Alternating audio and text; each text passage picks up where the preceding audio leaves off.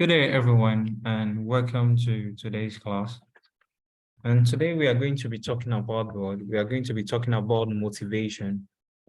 We are going to be talking about what? We are going to be talking about motivation.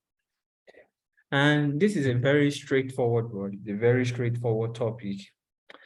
And I'm very sure that some of us, this is not the first time that we are coming across this particular word, motivation. Every one of us, in our daily life, in our workplace, we need what? We need motivation.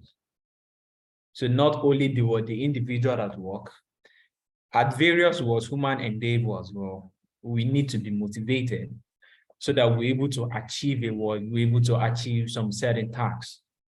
So in today's class, we are going to be looking about what is the meaning of motivation? What are the different types of motivation? In terms of how can we motivate employee so that they're able to get the work done? What are the different ways of motivating individual? And what are the factors that is affecting motivation? That is, what are the factors that is affecting motivation? What are some of the factors that, if some of these factors are present, individual will not be motivated.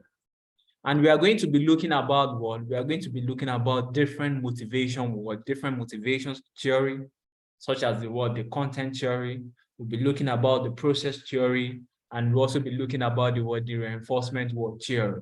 So these are the three theories. These are the three classification of motivation theory that we are going to be talking about: content theory, process theory, and we also have the reinforcement theory. So under each of these three theory, we have different theory under each of them. So, but the categories of this theory is categorized into three. We have the content theory, we have the process theory, and we also have the reinforcement theory. So what are the techniques that we can use to motivate employee in practice?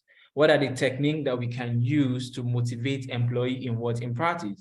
And one of the, in practice, which we are also going to look at, some motivation scholars say that it is financial it has to do with financial.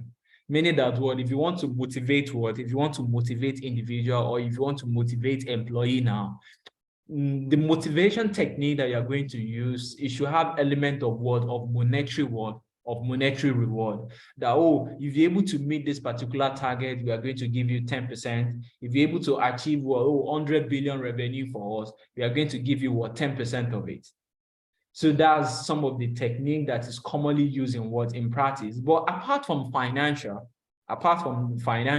we also have another ways of motivating employee to get the work done, which we are going to be talking about. So when we say motivation is a general term used to represent an employee desire and commitment, and is manifested in the dispensation of effort. When we say motivation is the desire and the commitment, the zeal that it will come to you that, let me continue to do this. Let me continue to do this. And if you are being motivated, there's already a end product result that you are looking for. That, if I'm able to work hard for this, if I'm able to work hard and get this particular things on, I'll be able to achieve this particular thing. This is the desired result. So in motivation, there's a desired result. There's a particular junction that you are going. So you need some extra morale so that you're able to continue to strive for that and get to that particular destination. So motivation is a word, according to this word, motivation is a general term that is used to represent an employee desire. I want to get to this I want to achieve this. But you know that for you to achieve this particular goal is not easy. So you need some extra motivation so that you're able to continue to strive for it, so that you're able to get the results.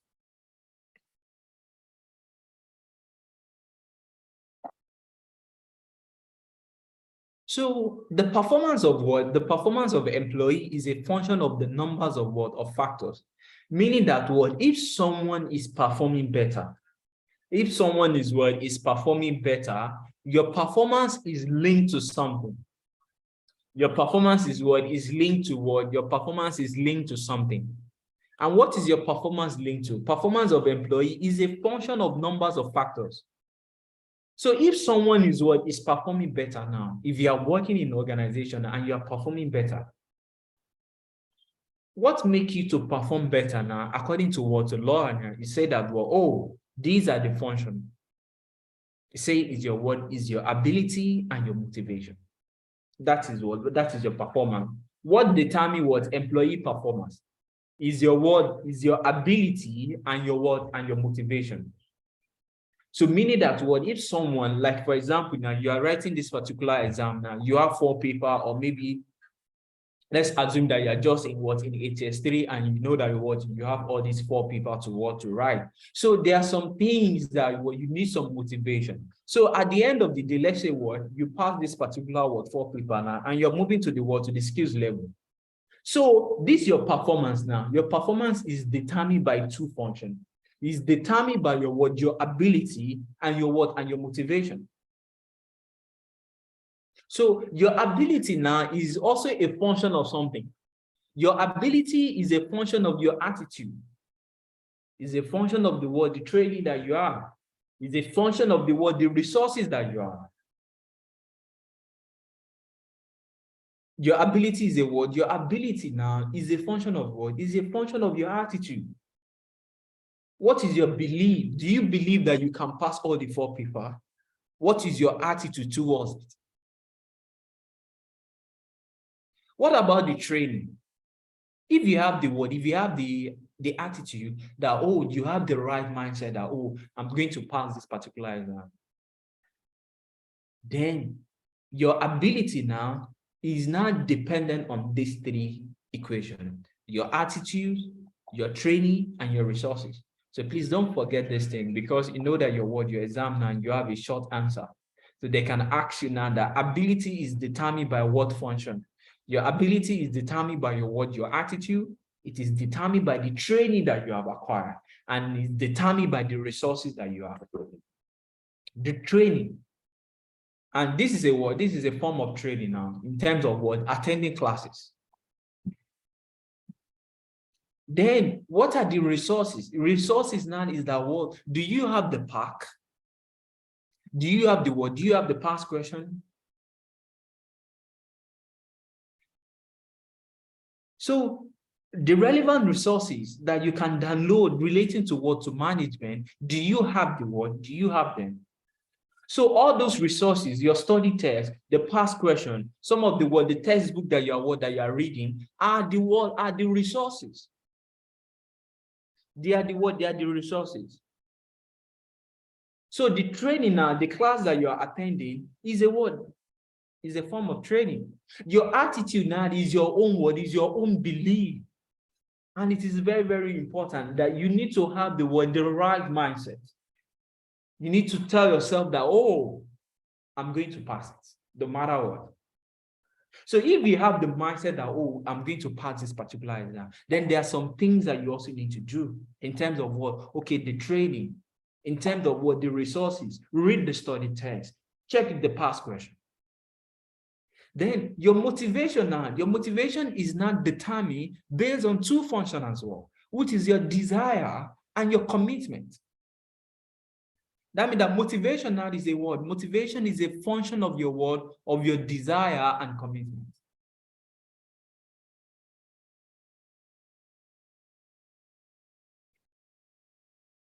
Motivation is your word. Motivation is your word, is a function of your your desire and your commitment towards that particular goal.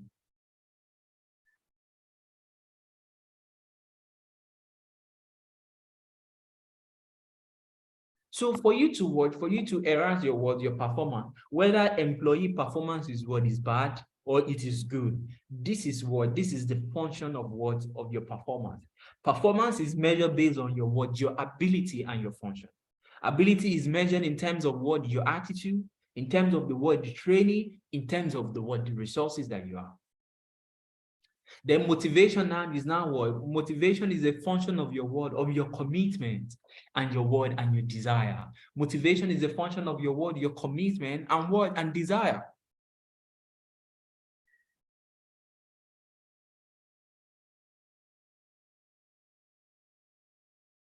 Now, we have what? We have types of what? Types of motivation. We have what? Types of what? Types of motivation. We have what? Heuristic, and we also have what? Heuristic. These are the what? These are the two types of what? These are the two types of what? Of motivation. It's different from what? Motivation theory. Don't forget. It's different from what? From motivation what? Theory. What is motivation? Motivation is a desire. It is a commitment to achieve a what? To achieve a particular goal. Motivation is the what? Is your desire. Is your commitment to achieve a what? To achieve a particular goal. So employee performance now is not determined by what function. Employee performance is determined by your what? Employee performance is determined by your ability and your what and your motivation. Ability is determined by what? Ability is determined by, oh, what is your attitude? What is the training? What is the resources? Motivation is determined by your what? Your desire and your commitment. What are now the two types of what? Of motivation now? We have heuristic and we also have what? Heuristic. From the first one, they say this relates to what? To tangible reward. Tangible reward. Such as your what? Your salary, and other what? And other benefit, the security, the promotion, contract or service, the work environment, and the condition of work. So if all these tangible what? If all these tangible factors now, if all these what? When we say something is tangible, it means something that you can feel, you can feel it. So when we say word, heuristic motivation, we are referring to the word, the tangible word, the tangible reward. But in heuristic is the word, is the intangible, is the physiological reward. The reward that you receive is the physiological reward. The second one is not, but is someone is not paying you. You are not receiving any money. But the first one now, you are receiving something. You are receiving salary, other benefits. You can use the company car. The fuel is the company that will pay for it. There's a telephone, the recharge card is the company that will recharge the line. The work environment is what is good. When you get to your work, your company, there's AC, there's a security. So you feel what? You feel secure. So all those benefits that you are receiving, we call it what? Heuristic what? Motivation. But heuristic motivation is what? They say this relates to the physiological reward, such as what? Opportunity to use one ability, a sense of what? Challenge and what? An achievement, receiving what? Appreciation, positive word recognition. Just look at now that, okay, this particular subject now, you are the best student in what? In management. And when you are doing your induction, now look at the numbers of people that will clap for you. Even though maybe ICAN does not give you any financial reward, but you coming up on the stage, posting your picture on their on their website, and just like you can see now. Hold on. Please hold on.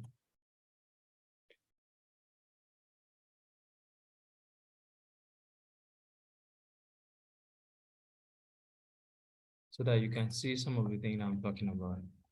Now, this is the word now. This is the institute word now. This is the institute website now, the student page.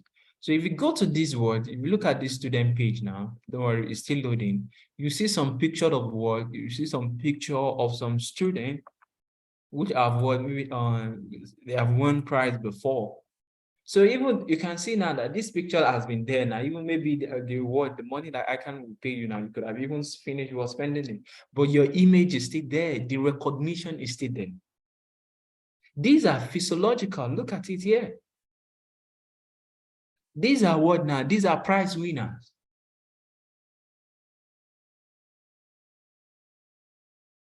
These are what all these people that you're looking at now, they are what they are prize winner. So look at the word, the feeling that you're going to have now when you are called on stage that, oh, you are the best student in management, you are the best student in what, or you are the overall in this particular word, in this particular diet. So all those people now clapping for you now is a word, is a motivation for you that, oh, when you get to skills level, you should continue like that.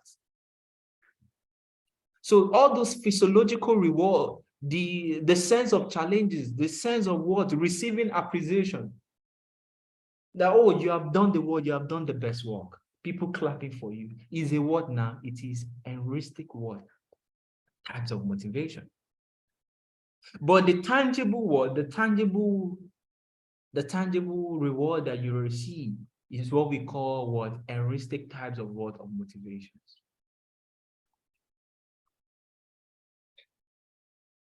So these are the two types of what of motivation. So the next thing that we now need to look at now is that, oh, what are the factors affecting motivation?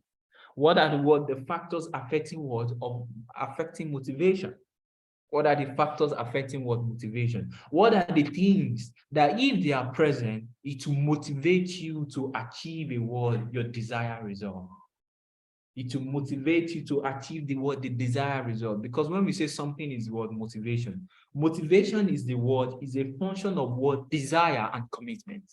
Just like you can see now, motivation is the function of what your desire and your commitment. So what are some of the factors now that if they are present, it will motivate you to achieve the desired result? It will motivate you to do what? To achieve the desired result. One of them is what? Satisfaction through what? Through achievement. The satisfaction through achievement. Another one is your what? The growth and advancement. That, oh, if you're able to meet this particular target, by 2023, we are going to promote you. January, we are going to promote you. The job security. That, oh, nobody can sack you. At least you are going to work on Monday and someone will say that, oh, don't come again. Starting from what? Starting from Tuesday. People need that. We need job security. So if you know that the job is secure, it will also what? It will also serve as a way of what? Of motivating you. But if you know that the work is not secure, that can affect your commitment towards that particular one, towards that particular job. So job security is very, very is very, very important. That employee is assured about his terms of employment. The interpersonal relationship is also very, very important. The relationship that exists between you and your colleague is very, very important. And that is very, very important in terms of what? If you have a good interpersonal relationship with your colleague, with your team, that will also motivate you not to leave that particular job. The company policy is also another factor. If the company policy is very, very good, that there's a room for you to advance your career, it will also motivate you to work hard for them. The company policy. The policy is that maybe on Monday you can work from home, maybe 2 times you work from home, the remaining 3 days you go physically. So all those policy, it will also motivate you. In December, we are only going to come for work for what? Just for 2 weeks. The remaining 2 weeks in December, we are what? We have closed for the year. So if company have all those policy, it will also motivate their employee to work hard. There are some companies now that they have closed for the year.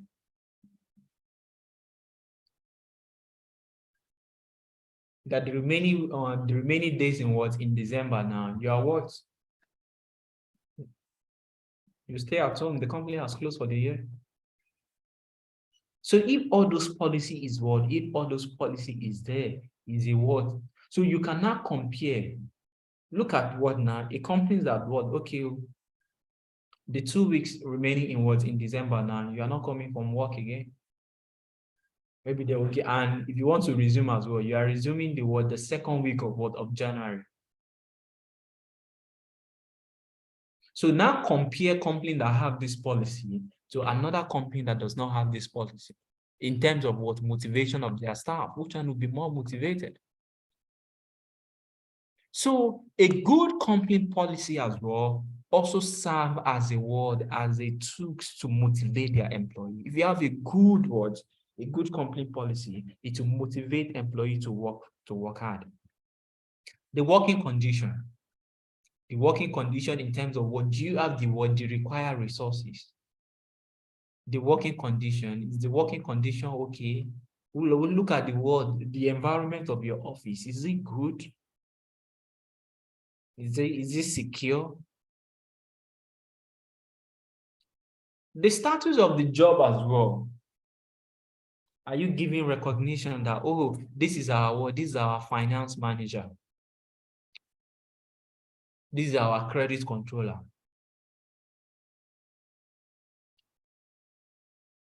So the status that you are receiving from the job as well also serve as a means of motivating you to work hard. It's also serving as a factor. And another thing is salary, including other benefits as well. So salary is also very, very very, very important as a way of motivating employee.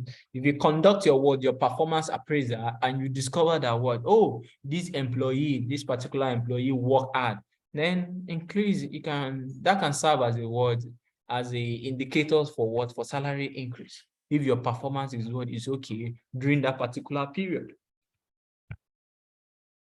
So these are factors affecting motivation. If all these factors are good, it will enhance the motivation of the employee and vice versa. Please don't forget what are factors affecting motivation: the satisfaction, the growth, the security, the interpersonal relationship, the company policy, the working condition, the status, salary, and other benefit that you are receiving. So just like we have made mention earlier, the motivation theory is divided into three. This is our content. This is what we are looking at. The definition of motivation. We talk about types of motivation, heuristic, and the heuristic and hysterics. We talk about types of motivation. We talk about factors affecting motivation. Now we want to talk about we want to talk about the motivation the motivation theory. The motivation theory.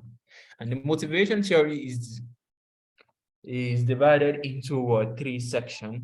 We have the content, we have the process, and we also have the reinforcement theory. We also have the reinforcement theory. So these are the all motivation theory. We are going to be looking at X and Y theory. We'll be looking about Victor Varum. We'll be looking about Maslow theory. So all those motivation theory can be categorized into how many? Into three. It can be grouped into Into three: content, process, and reinforcement. And I want you to please try as much as possible to able to differentiate between what content theory is saying. You should be able to differentiate it from what the process theory is saying, and you should be able to differentiate it from what the reinforcement theory is saying. Each of these, everything is grouped under three. But the content theory, what content theory is saying is different from what process theory is saying, is different from what the reinforcement theory is also talking about. So the content theory. The content theory, also known as the need theory. Please don't forget. It's also known as the need theory. The theory relates to factors within individual that cause them to act in a certain way.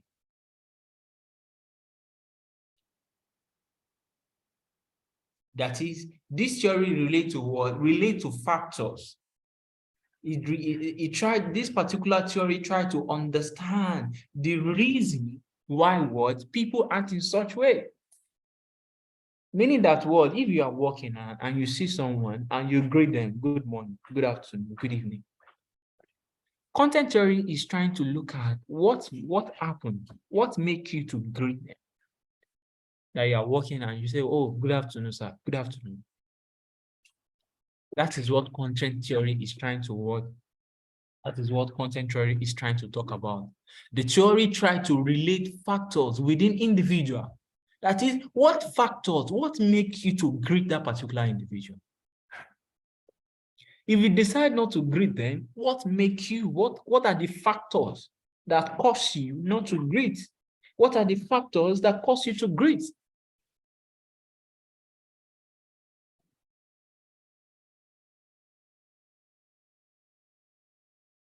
The content theory attempts to provide answer to questions such as, what need do people attempt to satisfy? What impels them to action? In short, the theory describes individual inner need that are to be driven, pursued, or motivated to reduce or to fulfill. Meaning that what this particular theory tries to focus on, that is the inner, your thoughts, not the outer. You know, everything is about what this particular theory is trying to look at, what individual mindset. You know, there are some times that what you may not do something. And there are some times that, oh, people can be saying, I'll do this. But in your own, you know that what I'm not going to do this thing. Your inner. But people can be saying, oh, please, can you do this? You may what? You may even keep quiet. You may not reply. But you know within yourself that you are not going to do that particular task. So this particular word, this particular theory now is not trying to explain what factors make you not to what, not to do it. And if you are doing it as well, what factors make you to what, to do it, even though they may not pay you. Someone can send you a certain task now that, oh, please, I want you to help me to do this thing. You can decide to what to do it, even though that particular individual is not paying you any amount.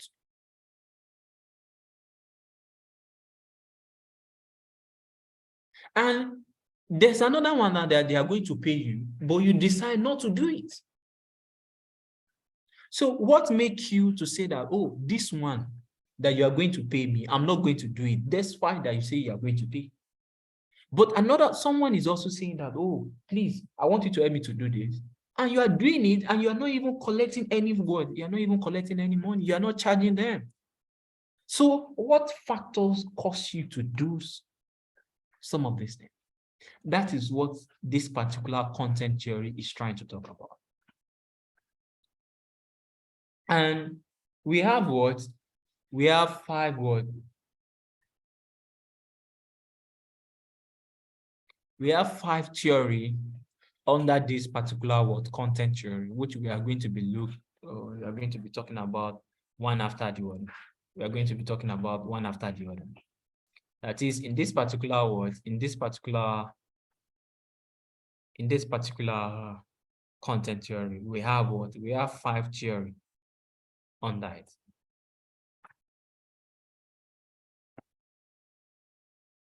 And these are the words. These are the 5 theory. That is, these are theory that we can group under what? Under content theory. Don't forget what content theory is trying to talk about. Content theory is trying to talk about, oh, what are the factors within individual that cause them to act in certain way? If you greet someone now, what factors make you to do it? If you decided not to greet, what factors make you not to greet? That is what content theory is trying to talk about. So we have what? We have 5 theory under this particular word, under content theory. We have the word, the Maslow hierarchy. We have the word, that's what we call the word, the need theory. We also have the ERG theory. We have the word, the X and Y theory. And we also have what we call the word, the 2 factors word theory.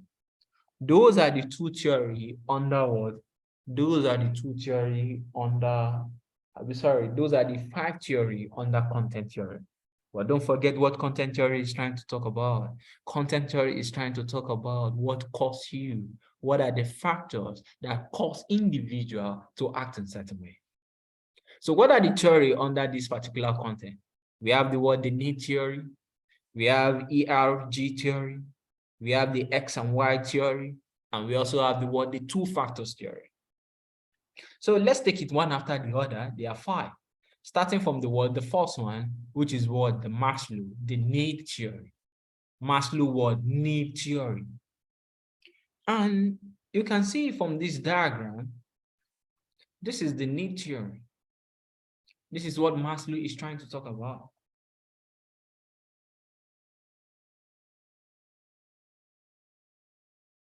According to Maslow, meaning that if all these 1, 2, 3, 4, 5, if all these are fulfilled, you are going to be motivated.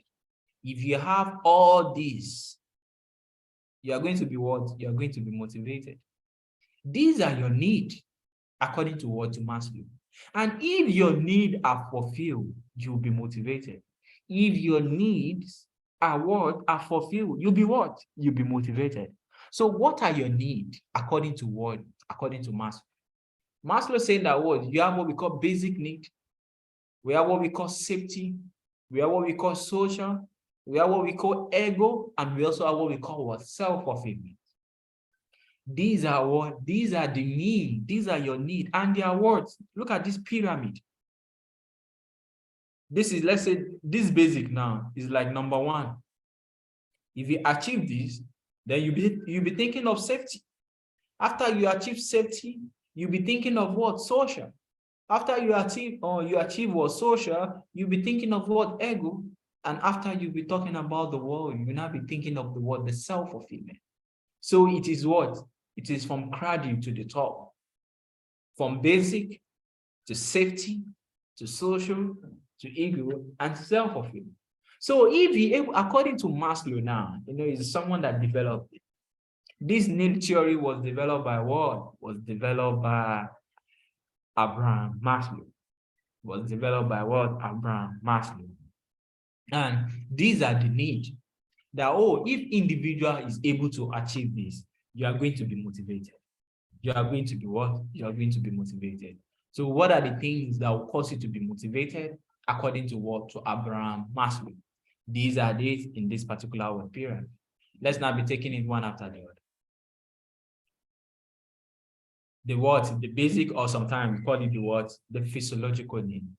This is the need for survival and is the lowest level of what human need. Every human being needs some of these things. Every human being need this.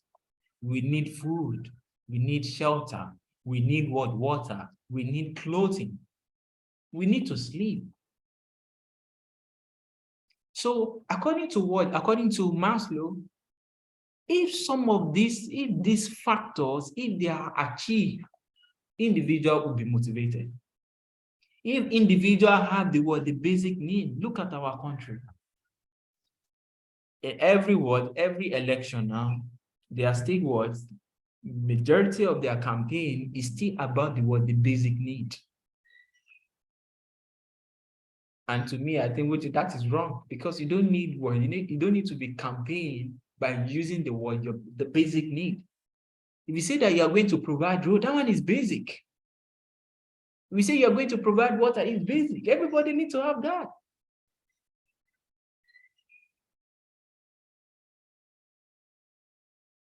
Everybody should be able to work. If you are willing to work, you should be able to secure employment. So getting employment is a basic thing. Having a good road network is a basic. It's not advanced. It's a basic factors that everybody expected to want to have. So this is the first need, according to Abraham Maslow, that individual need to be fulfilled so that they were able to be motivated. And this is the number 1.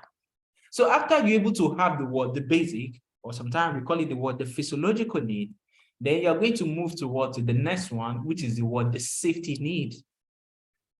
Those pertain to the desire to feel safe, free from fear of loss of job, property, food, shelter, and physical harm.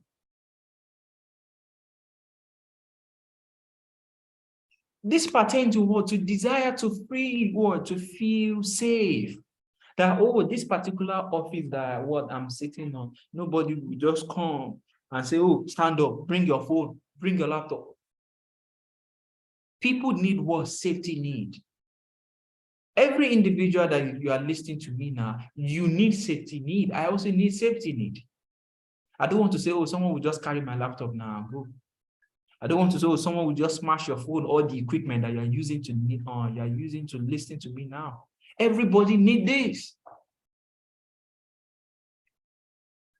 Or you're just walking from work in your street now and someone just slap you, oh, call it, or someone just collect the laptop from me.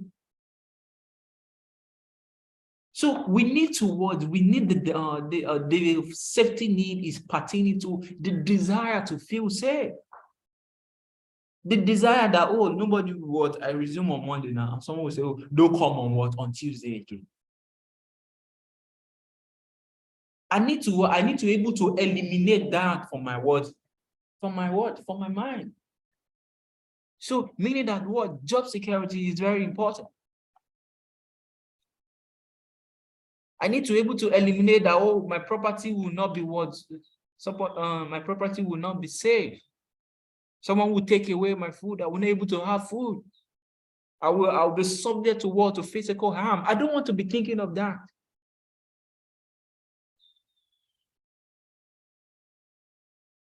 This need is often met in what? In work organization through what? Through benefits, confirmation of appointment, the insurance scheme, the safety working condition, your retirement and your pension scheme, which is what? Which is mandatory in Nigeria as well.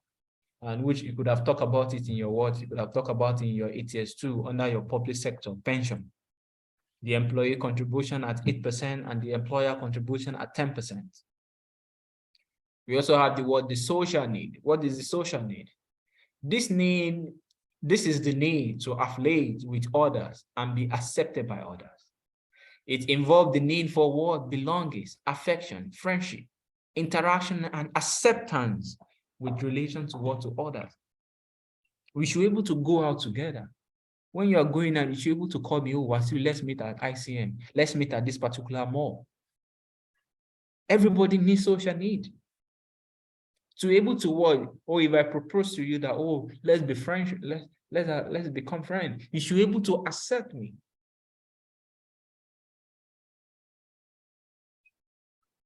We also have another one, which is the fourth one, called what?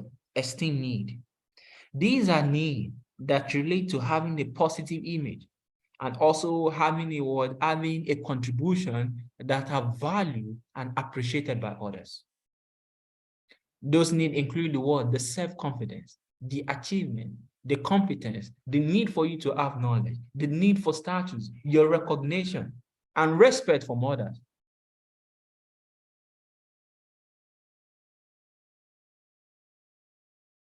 Made I'm what? I'm taking you this particular 8 years as well. I also start from what? I also start from 8 years as well, while I was in school. And I able to qualify as what? I qualified as a chartered accountant when I was still in undergraduate. So at my 400 level, having what? Knowing that, oh, I'm qualified, I'm a chartered accountant already. That gives me a lot of words for others to really respect me. Even some people that are not in my in accounting department. But when they notice that, oh, that is already is a chartered accountant among the student, among the lecturer. So the recognition is there, the respect is there. So people need this as well. That is the esteem need. The self-confidence, the achievement, the competence, the need for you to have knowledge. You need to have the knowledge. And when people know that you have knowledge, they will surely come to you. And once you have the knowledge as well, you also need to work to contribute it back to people, explain to people that does not understand it. The need for recognition. These are what the esteem need, individual needs. And the last one, according to Abraham Maslow, is the what? Is the self-actualization need. This is the thinking of Maslow. It is the highest level of need in the hierarchy. You can see from the top. It is the highest level.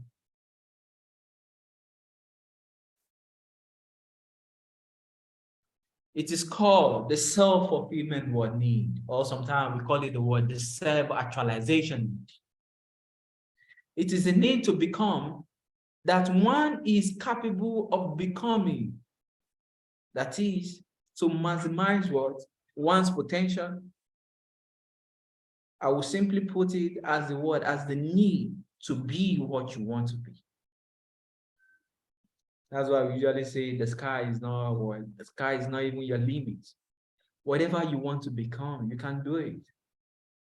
It is simply put as the need to be what you want to be.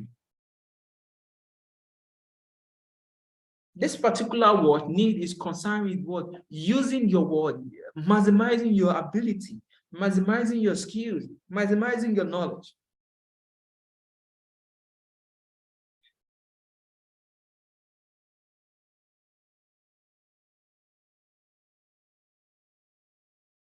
Whatever the skills that you have, maximize it. Whatever the ability, whatever the knowledge that you have, make the best use of it. You can see, this particular need can simply be put as the word, the need to be what you want to be. The need, whatever, the need for you to do whatever you can.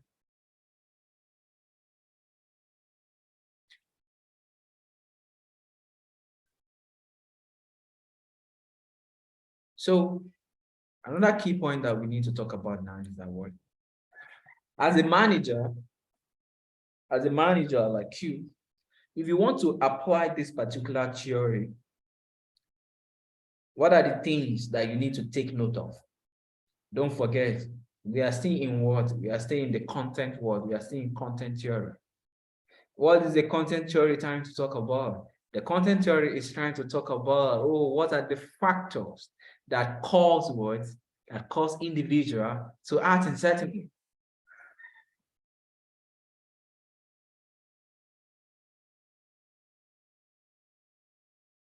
And we have what?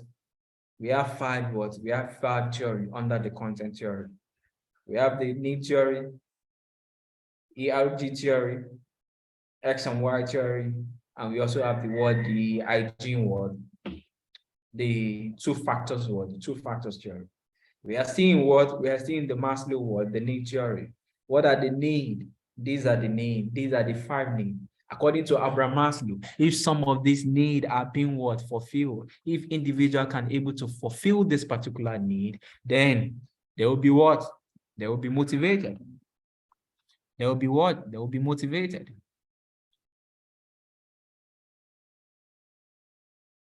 Now, as a manager now, to apply the Maslow theory, it's a person to know that this viewpoint. Now, as a manager now, if you want to use this, these are some of the things that you need to be aware of. A need that is what? That is satisfied is not a word. A need that is satisfied is not a motivator. No wonder people are always striving hard to satisfy what? Need that are yet to be satisfied. What we are saying that is what? The need that is satisfied is not going to motivate you again. You have phone. Phone is not, if someone promise you now that, once you pass your 8 years, I'm going to give you a phone. That one is not going to motivate you.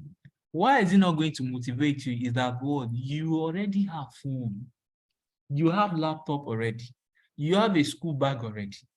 So if someone is promising you that, once you pass your 8 years exam, I'm going to give you this thing. It is only going to motivate you if you did not have that particular item before. It's only going to motivate you if you do not have what? If you do not have that particular item before. If you have that particular item before, it's not going to motivate you anymore. What is going to motivate you are things that you do not have presently. Need that is satisfied is not a motivator anymore. It is the need that is yet to that you are yet to watch, that you are yet to have. That is what is going to motivate you. You have phone already. Phone is not going to motivate you. You have a school bag already. That's not going to motivate you. What is going to motivate you is things that you do not have before. So manager now should focus on things that they are not giving the employee. Things that is not in the company policy. You can't motivate employee based on what you have already. Based on what the employee have already. You can only motivate them based on things that you have not able to give them before. So that is the point that managers need to take into consideration. Manager must determine the need of his or her subordinate and design appropriate motivation strategy for getting the best from them. Manager must determine. As a manager now, you should be able to determine that, oh, how can you motivate your subordinates? Is this through money? Is it that you need to give them official car? So as a manager now, you should be able to think. You should be able to think about that. That, oh, what can I use to motivate my employee? In real life, the nature of human need is complex. That is, our need is what? In economics, they said our need is what? Unsatiable. But the theory has assisted manager to capitalize motivating forces based on the need categorization. Meaning that what we are telling you now is that human need are complex. What individual need are complex. Different individuals need different things, even though you are working for the same organization. What to motivate Mr. A, it will be different from what to motivate Mr. B. So all this theory now is just like a word, just like to serve as a guideline, to serve as the things that manager can fall back to. You can motivate your employee apart from some of the things that is mentioned here. These are just These are just guidelines. These are just principles. A need might not have to be completely fulfilled before we start directing our attention to the next level of the need arc. So meaning that some of the basic things you may not have it first. You'll be thinking of the next. You'll be thinking of the next. That's human being.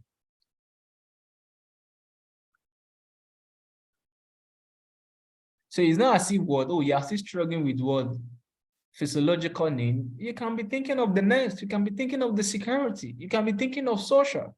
Is there a must for you to have all this level 2 first before you start thinking of before you start thinking of level 3? It's not a must for you to have all this content of level 3 before you start thinking of level 4. So that's what this particular point is talking about. A need might not have been completely fulfilled before we start directing our attention to the next level in the hierarchy. So every theory has criticism. So what are the criticism of this particular word? What are the criticism of the need theory? What are the criticism of this particular word, of this particular theory? What are the criticism? Research work by Womba and Bridwell in 1986, and another one in 1972, and another one in 1968, did not produce any support for Maslow need hierarchy. Authority believed that the theory was either developed from controlled empirical study, nor it was rigorous work. The research work has rejected the thing of Maslow that the need can be put in what? In hierarchy. So what these particular peoples are saying is that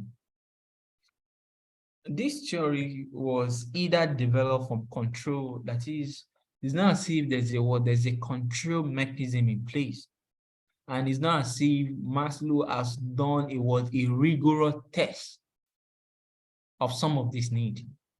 That it's not as if maybe what they're saying is that it's not as if a sampling was conducted to show that what I need to certify I will go to this before I will go to this. That's what some of these criticism are talking about. Authority believe that the theory was either developed from control empirical. None, it was a rigorous tested, meaning that this particular theory was not rigorous tested, meaning that maybe the sample size is what is low. How many employees agree with this? That is what they are saying. That it was not rigorous. None was it rigorous what tested. Because when you are conducting research in human behavior, what you need to try as much as possible to do is the sample size should be high, so that it will be able to, the sample size that is out of your population now, you should be able to increase the sample size so that different people will be able to contribute their own inputs. Another criticism is that the hierarchy as captured by Maslow may not be applicable to everybody.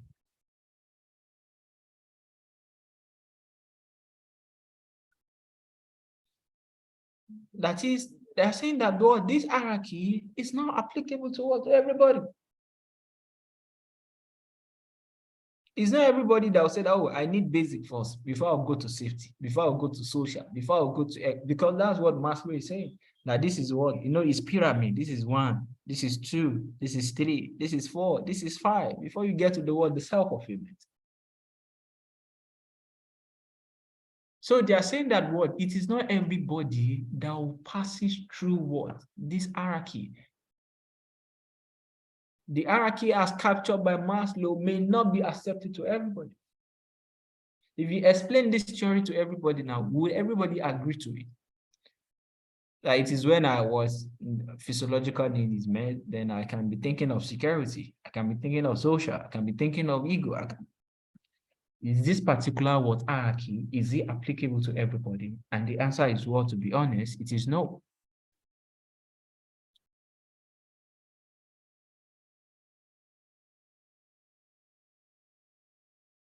And some example is what is given here. I say for some people, there may be a reversal of the hierarchy. For example, self-esteem may seem to be more important than love to someone. The self-esteem need, they say it may be it may be important to someone than the self-actualization. That this now may be important to some people than the esteem that is number 4 here may serve as some people number 1, may serve as some people number 2. That is what some of these examples is talking about. So the criticism of this is this. 1, authority believed that the theory was either developed from control empirical. None that control empirical, just like maybe a few sampling was conducted, but it was not rigorously tested. And the second criticism is that the hierarchy may not be applicable to everybody. And that is certain, because what can motivate different individuals at different times is different. What will motivate Mr. A in 2021 may be different from what will motivate Mr. B in 2023.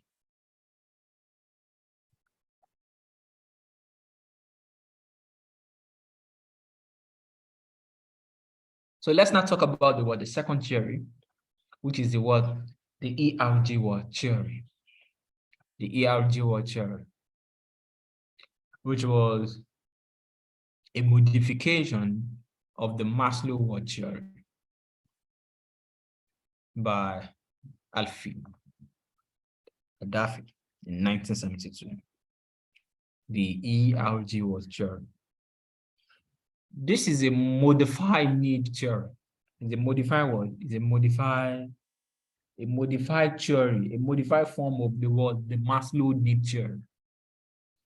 And the model conducts what Maslow what 5 need into 3 levels based on the core need of existence, retention, and what and growth. That's what we call it the ERG theory. The E stands for what? The E stands for existence. The R stands for what? Relatedness. The G stands for what? G stands for growth. That's what we call the ERG theory. So maybe in your short answer, if they ask you what's the full meaning of what? ERG theory.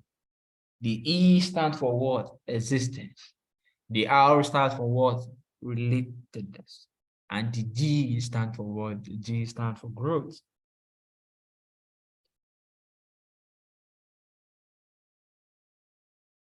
So, we are just saying that what is a modified theory about the Maslow. This is what the Maslow. It's physiological, the need, the love, the self-esteem, and the self-actualization. These are the 5 Maslow theory. So the physiological and the safety, we can group it to what? To existence. The love and the esteem, we can group it to what? Relatedness. And the self-actualization can be grouped into what? Into growth. Please don't forget this. It's a very straightforward word here. It's a very straightforward here.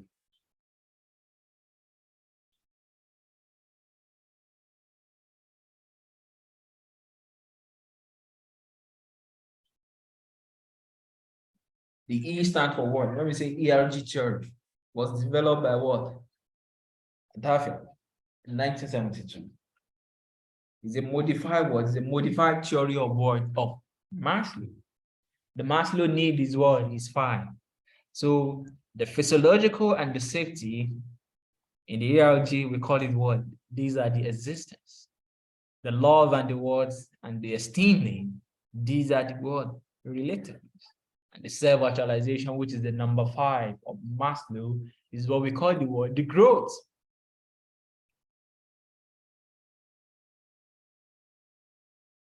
So let's not be explaining the word one after the other. Starting from the word, the E is for what? Existence. The R is for what? Relatedness.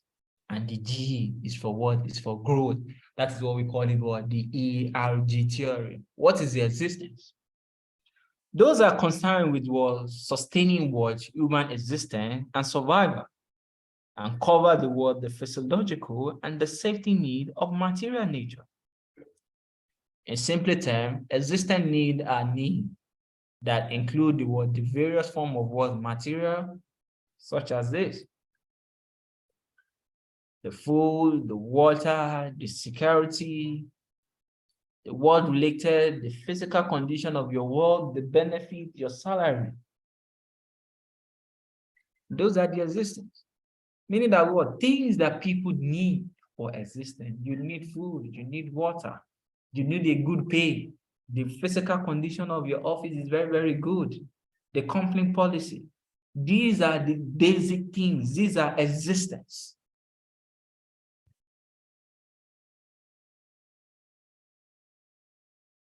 It's just the word. This existence is just the addition of the word. It's just the addition of the physiological and the safety. The safety condition, your retirement, the pension that you're giving, the work, the food, the shelter, the clothing, and the sleeping as well. So the combination of the word, the factor, the physiological and the need, that is what in the ERG theory, we call it what? The existence. Then the next one is what? Relatedness. These are concerned with what? Relationship to the social environment and cover love or belonging, affiliation. and the meaningful words, interpersonal relationship of safety, or the esteem need. And we say, in other words, relatedness are the need that address our relationship with significant people, such as what family, friendship, the working, and the profession. Everybody will want to have a good relationship. Nobody will, oh, Mr. A. There are someone who say, oh, Mr. A is a bad people. Mr. A is not a good son. No, people dislike that. Everybody would like to what? That, oh, when your name is being called, you should say, oh, this is the word. This is a very good. They should be able to what? Address you in a what? In a good way. Everybody need that. That is what we call what? Relatedness. The affection, the relationship that you have with your family. Oh, they are doing family meeting now.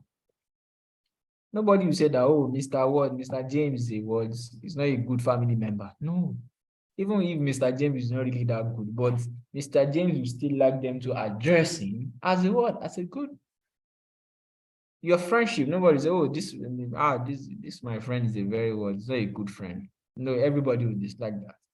Oh, in your working environment, oh, your colleague will say, oh, Mr. So is not a good individual. You always come late. You always do this. You always do that. Oh, nobody will like that. In your professional body, the actual that you belong to, the ICAN that you are still coming, you will not want them to address you as a what? As a bad member. You always like them to address you as a what? As a good member. So everybody need that. And the last one is what? Is growth. Those are what? Those are concerned with the development potential and cover the self-esteem and the self-actualization. The growth. The growth need a need that empowers creativity and innovation, along with the desire to have a productivity impact on surroundings. Everybody would like to have a good impact in this environment. If you are walking in your street now, you don't want someone to say that, oh, you are bad. You should be able to have an impact. That, oh, when you're having your residential meeting, they will be able to say that, oh, this is a good individual. Oh, Mr. So that is staying in number 5 is a good man. He always fulfills his obligation. Those are your growth needs that you yourself, you're able to contribute your best.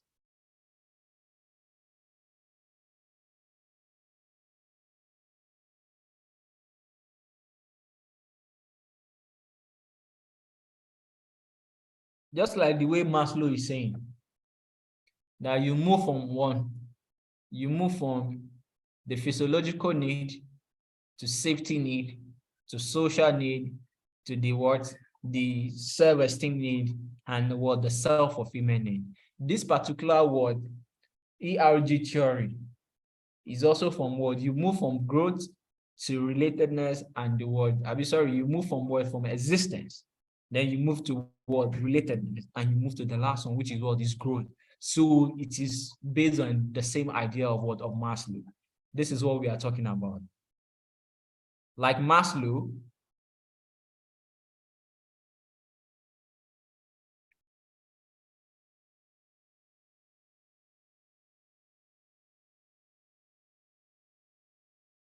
further suggests that individual progress through the hierarchy, that is from existing need to related and to growth, as the lower level become certified.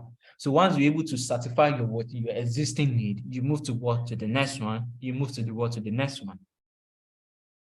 So it's still in accordance with what Maslow is what Maslow is saying here. You'll be able to achieve physiological need, then you move to safety, you move to social, you move to self-esteem need, and you move to the last one, which is self-actualization. So here as well, the first hierarchy is the existence. You'll be talking about the relatedness, then you'll be thinking of the growth. So the hierarchy is the same, just like Maslow. However,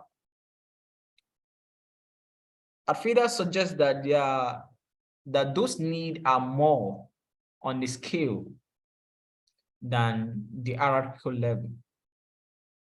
And according to what Alfida, more than one need may be activated or certified at the same time.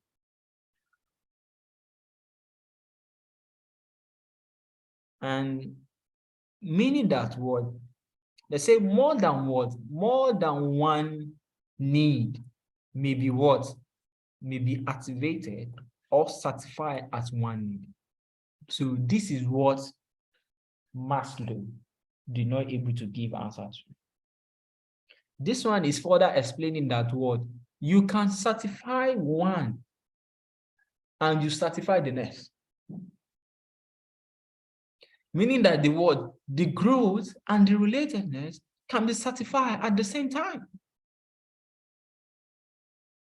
You know, we call it what? ERG. The what? The existence can be certified along with what? Relatedness.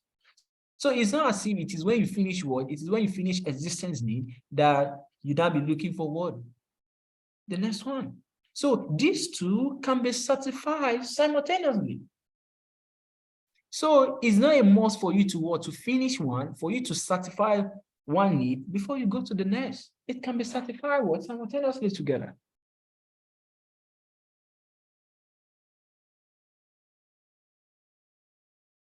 So based on this word theory, this particular one formulated a word, hypothesis. And the hypothesis is what? The satisfaction word progress and the frustration word regress. Satisfaction word progress is a word, is a hypothesis that states that satisfaction of one level of need encourage concern for the need. Meaning that what if you, the satisfaction progression is that this particular hypothesis is that what? The satisfaction of one level, meaning that what if you meet one level, that will also motivate you to think of the next. Oh, you finish your ETS3, you'll be thinking of what? Let me go to skills. You'll be thinking of what? Let me go to professional. So that's what we call what? Satisfaction word progression in this hypothesis. That is the hypothesis that states that the satisfaction of one level of need encourage what? Concern with the next level. Or if you're a local government chairman, then you can be thinking of what? Becoming a what? A state chairman. Are you a state governor? If you are becoming a what? A state governor, you can be thinking of what? Becoming the president. So once you're able to what? The satisfaction progression hypothesis is saying that what? If you're able to meet one need, that will encourage you to what? To go for the next. Then the second hypothesis is what we call what? Frustration regression. Is a hypothesis that states that if we continue frustrated in one attempt to satisfy a higher level of need, we may cease to concern about that need. Let's get this very well. The hypothesis said that what? If we continue frustrated in one attempt to satisfy, that is, if we continue to want to feel frustrated, you feel discouraged. The desire is not there. The commitment is not there. That state that if we continue what? Frustrated. If we are being frustrated in what? In our attempt to do what? In our attempt to satisfy a what? A higher level of need. We may cease, we may cancel, we may cease to be concerned about that need. Now, oh, you are thinking of what? Buying a car. What's the economy? The inflation is what? Is increasing. Prices are what? Prices are increasing. The house rent is what? Is increasing. So that higher what? That the car that you are thinking of what? Oh, that you are thinking of what? Buying now. You may what? You may feel frustrated not to get it. Because you have been trying to, oh, let me get, but oh, the price is increasing. You also need to meet other what? You also need to meet other demand. So you may what? You may cease not to go for it. If you are being frustrated, that if we continually what frustrated in our attempt to satisfy what a higher level need, we may cease to be what? We may cease to be concerned about the need. Don't forget, Alfreda formulated a word, a two hypothesis. The satisfaction word progress hypothesis and the word the frustration regression hypothesis.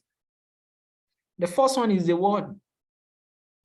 The hypothesis said that the satisfaction of one need of one level, if you're able to satisfy one level of need, it will encourage you to go for the next level. The frustration is that, well, oh, if you want to go for the what, for the higher one, and you have been frustrated, then you may decide to what, to stop.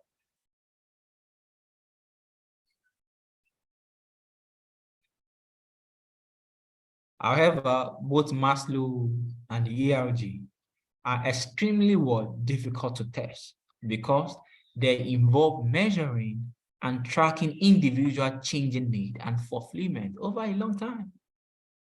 How many people can we be calling on that, oh, do you have security? Do you have what? Do you have people showing you love? Are you doing this? Are you doing that? You can see it may be what? It may be difficult.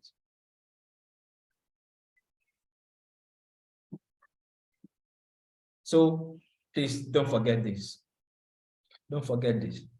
The first theory that we talk about is Maslow.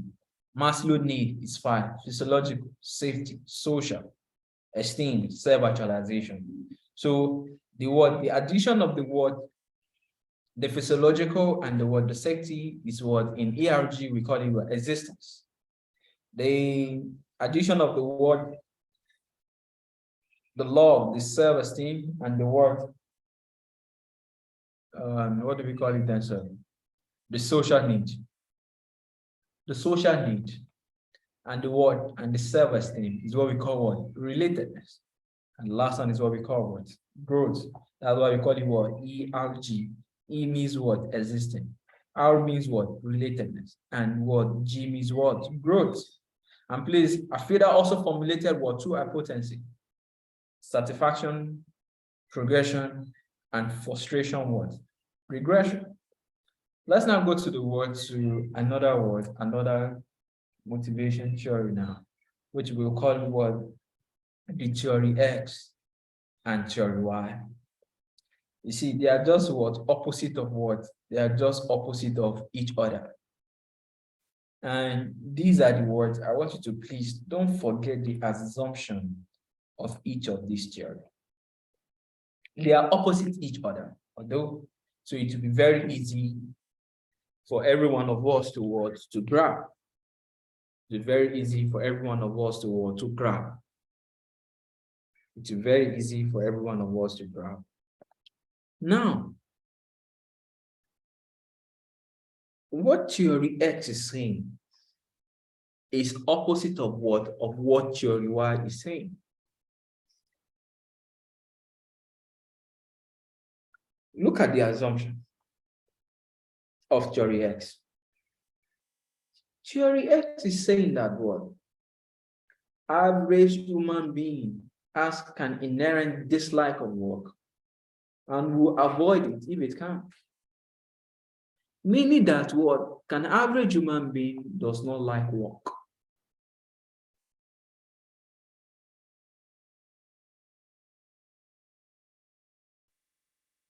Saying that what the average human being does not like work. And if you have any opportunity to eliminate that work, he will like it. Now look at what theory Y is saying. That what average human being does not what inherent dislike work, which can be a sort of satisfaction. So you can see they are what opposite of each other. X is saying that what people does not like work. So, and at the end of this class now, I want every one of us to ask ourselves, which are you what in theory X? Or are you in what in theory Y? Once we're able to talk about some of these assumptions. So if you are someone that you like work, you see it as as a source of what satisfaction. You see going to work as a source of what motivation. That means that what you believe that is what you are the one that theory Y is talking about. But if you are the one that dislike work, you see work as a word, as a source of what demotivating you. That means that what theory X is referring to what is referring to you. People lack what? Ambition. And dislike what? Responsibility. People lack ambition. They dislike responsibility. If you give them a certain task, once you give them a, after responsibility, the next work is what? The next thing is what? Is accountability. After responsibility, the next thing is what? Is accountability. Theory X is saying that what? People like ambition and they dislike responsibility.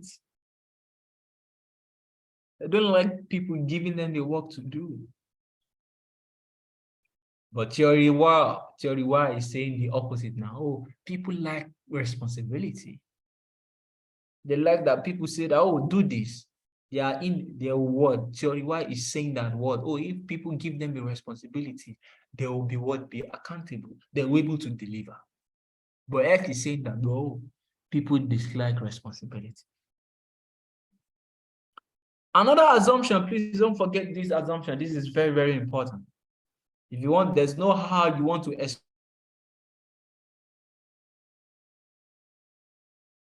explain this particular theory that you will not have assumption at the back of your mind.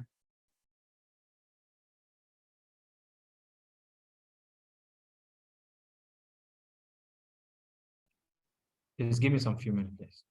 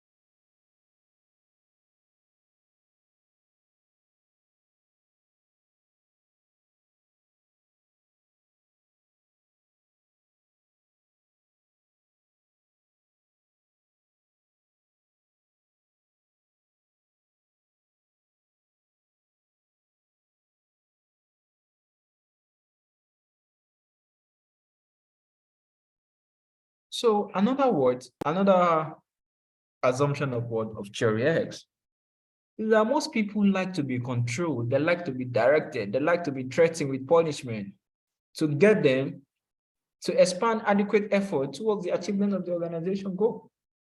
So meaning that what before people were able to do something, even though they want to do it, you have to do what? You have to control them, you have to direct them, you have to threaten them that, oh, if you did not do it, I'm going to sack you. That is what theory X is saying. That, oh, if you do not threaten them, if you do not direct them, if you do not control them, they will not do it. But theory Y is saying the opposite. By saying what? External control and trend of punishment are not the only means of bringing about effort. People can exercise what? Self-direction to achieve objectives to which they are committed. Meaning that what theory Y is saying now that you don't need to what? You don't need to punish people. You don't need to direct them. People know what to do. So leave them. Just give them the task and be expecting the result. But theory X is saying that what? You need to punish them. You need to direct. You need to control them. If you do not control them, they will not do the right thing. But Y is saying the opposite, that no, you don't need to control them. You don't need to punish them. You don't need to direct them. They will do the right thing. You can see each of these theories, they are opposite of each other. Another assumption of theory X is that average human being prefer to be directed, wish to avoid responsibility, has the relative ambition and wanted security above all.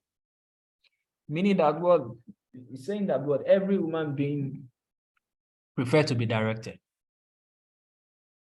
Every human being, average human being, feel to avoid responsibility and has a little ambition, and it wants security. It wants to be secure above all. He said that security is very paramount to him. But he wish to avoid responsibility. He only have a little ambition. It needs to be directed before he's going to do a task. That is the assumption of theory X. Then Y is going to say the opposite. Commitment towards the objective is a result of reward associated with achievement. The most significant of those rewards is satisfaction of the self-actualization, meaning that giving people the freedom that, oh, you can do it. Irregardless of the method that you're going to use, just use it so far that the result is okay. Average human being learn under proper condition, not only to accept, but to seek responsibility. You know, this is the opposite of what X now. Why is saying that, people like responsibility?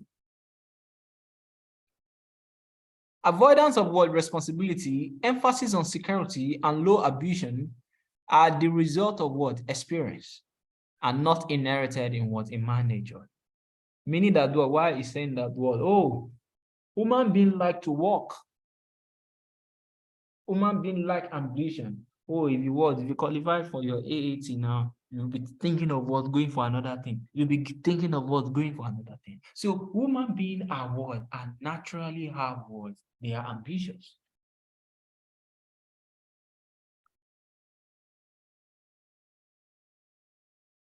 Capacity to exercise a relative high degree of imagination, ingenuity, and creativity in the solution of organization problem is widely, not narrowly distributed in the population. Meaning that everybody is blessed with a creative mind. It's not narrowly. It's not as if some people have it. It's not as if you yourself, you cannot read and understand. Everybody have that gift. So human beings are they have high degree of imagination, ingenuity. They have high level of creative mind. So everybody have this. It's not only few individuals. It's not only few individuals that can read and understand. Everybody have this. That's what your reality is saying. You don't need to punish them. You don't need to direct them. They will do it. So you can see now that each of these theory X and theory Y, it's just trying to propose two alternatives, and you can see. So Jerry understand that human motivation using Maslow. He grouped the physiological and the safety need as a lower order need, and the social. The self-esteem and the words is grouped as upper. So please don't in your exam, you have short answer. So you have to be taking care of this. That the words, the social and the safety need and the social, that is the three of Maslow, they group it as as lower need in the X and Y theory. This, and the social need. The physiological need. So please, I want you to note it down now. The physiological need, the safety need, and the social need, we call it the lower we call it the lower order need. So if I ask you now that what are the lower order need? The lower order need are the physiological, they are the safety, and they are the social need of the Abraham Maslow nature. Don't forget. Don't forget this. The lower order need, in accordance with what? Douglas of X and Y theory, is saying that the lower order need are the what? The physiological need, the security, and the what? The social need of what? Abraham Maslow, meaning that the word, the first three of Abraham Maslow now, Douglas call it what? The lower order need. Why the word, the number 4 and the number 5? It call it the word, the upper order need. The upper one, the upper order need. So he now propose a word, a two alternative set of assumption. That's what we say, two alternative set of assumption. If this one is saying this, the next one is saying the other one. X is saying that what? People does not like what? People does not like work. People does not like responsibility. Y is saying that, oh, people like work. People like to accept responsibility.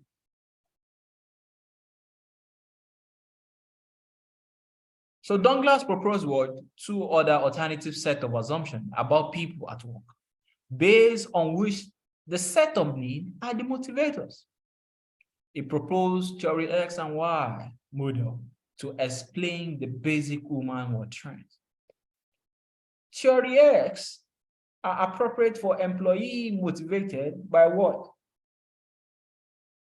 Don't forget this. Theory X are what? Are appropriate. So if they ask you in your short answer that theory X are appropriate for which employee?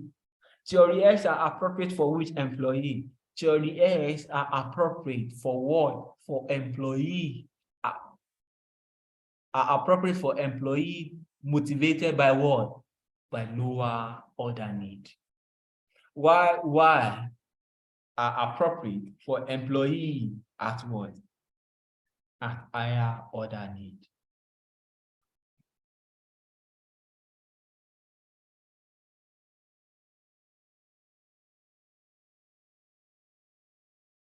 So in your short answer, if they say what theory X is appropriate for which employee? Employee at the what? The lower order need. Why theory X is appropriate for employee at what? At higher order need. What are the components of what? Of lower order need? What are the components of what? Of higher order need? The component of what? Of lower order need are the what? The physiological, they are the what? The security, and they are the what? The social. The higher order need are the remaining 4 and 5, which is the what? The self-esteem and the what? The self-actualization. Don't forget that. And we have looked at the word, we have looked at the assumption. What are the limitations? What are the criticism of this particular word, theory X and what? And theory Y? What are the criticism of what? Of this?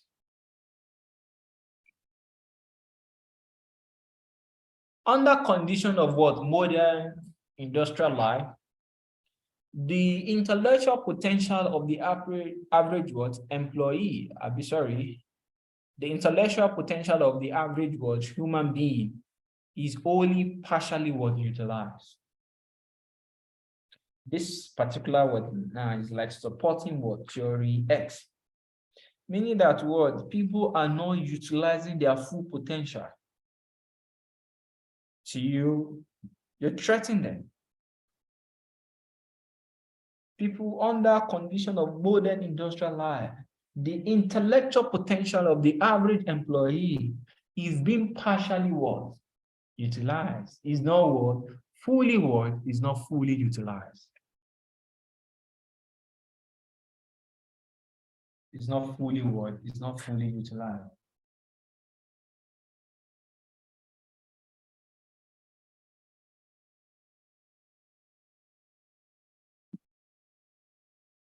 The next one is what? Many people come to the workplace highly motivated to work for the good of the organization and want the feeling of satisfaction for a job well done. This is especially what true in human service, where people select their career not because of financial or material gain they expected to make, but because they hope to find a fulfillment in helping others. Maybe some people study accounting study human resources management. The purpose of it is not for the financial, it's so that you're able to work to help people. A tutorial center like this, one of the major motives should not be about the money. You can look at the fees that you're paying. But the goal is that so that we're able to help so that we're able to help people were able to pass their exam. So we have some women being like that, they are willing to help, even though you are not going to pay them something. When management creates an oppressive environment or fail to organize the element of productive enterprise in a way that will allow for creative and effective uses of energy, employee enthusiasm becomes still, and the potential productive worker can be turned to a clock washer. They'll be waiting for 5 o'clock. Meaning that as a manager as well, you have a work to do. If your employee have they have the potential, but the working environment is not good, you are not providing them the right working environment, they will become they will not be productive. And they will turn into a clock washer. A clock washer, meaning that someone that will be waiting for the close of business. Oh, it's almost 5 o'clock. So meaning that as a manager, you should be able to look for a better things to do for your employee. You should be able to provide the right resources for them, so that they were able to work, so that they were able to strive, they were able to provide, they were able to do their best. Douglas also was reorganized that not all employees approach work with a sense of excitement and interest. So it is left for the manager as well now to also think, how can I make my working environment to be good? I cannot make my working environment to be I cannot make my working environment to be good.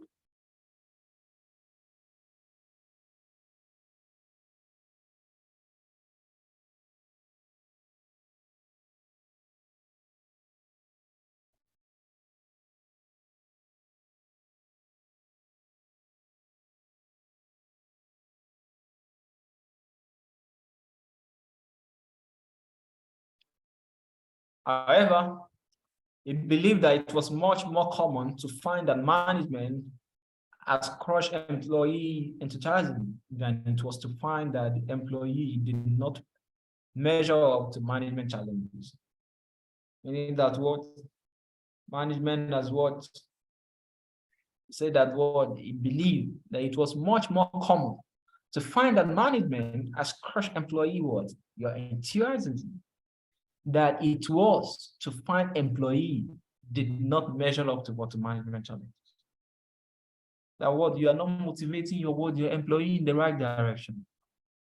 So they will not able to meet up with the task that you are giving them, because you are not motivating them in the right direction. And if you are not motivating them in the right direction, that will affect them. That will affect them to work in the right direction. That will affect them to work in the right direction. And if you are not motivating them in the right way, they will not be able to keep up with the tasks. They will not be able to keep up with the challenges that you're giving them. So in end product, please don't forget to reward. The key things here, don't forget the grouping. The grouping.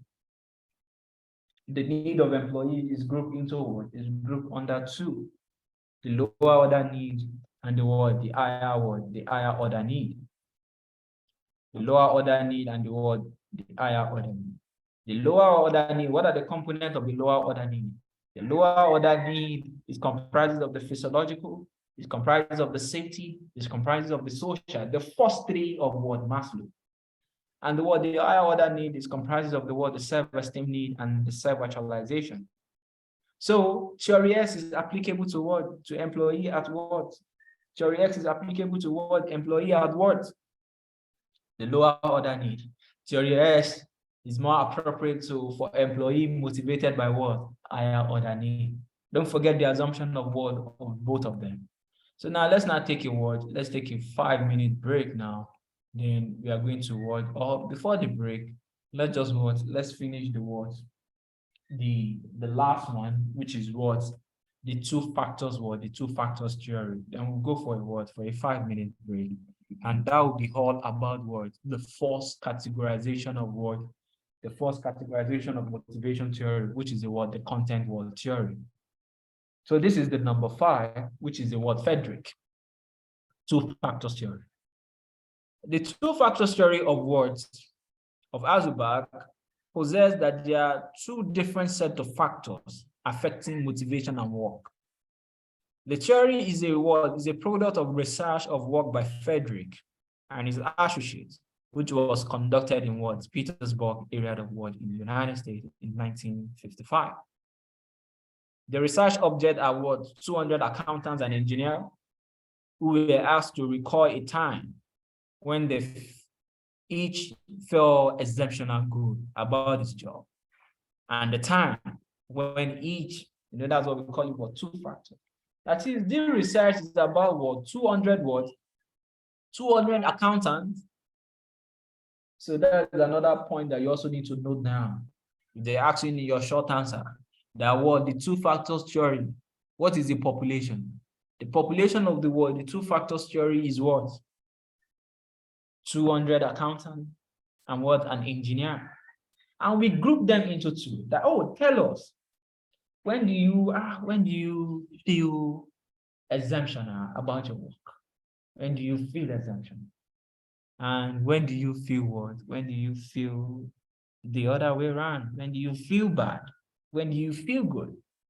So these 200 accountant and engineer, these are the two words. These are the two questions. That's what we call it, the two factors theory. When do you feel good about your work? And when do you feel bad about your work? From the research, Frederick and his associates find out there are two separate independent factors that affect motivation at work. One set of factors are those which, if absent, cause dissatisfaction. They are called what? Dissatisfied or maintenance factors or hygiene factors, which is what? Analog to the medical meaning of preventive and environment. The hygiene factor serve to prevent what? Dissatisfaction. The hygiene factors serve to what? So prevent what? Dissatisfaction, things that will not make you to feel good. That is the focus of this particular what theory. We want you to feel good at all times. We want you to do what? We want you to feel good at what? At all times.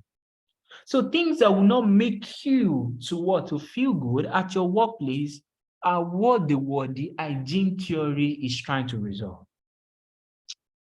Don't forget, these 200 accountant and engineer, we group them into two. We ask them two questions. Oh, can you tell us when you feel good about your work?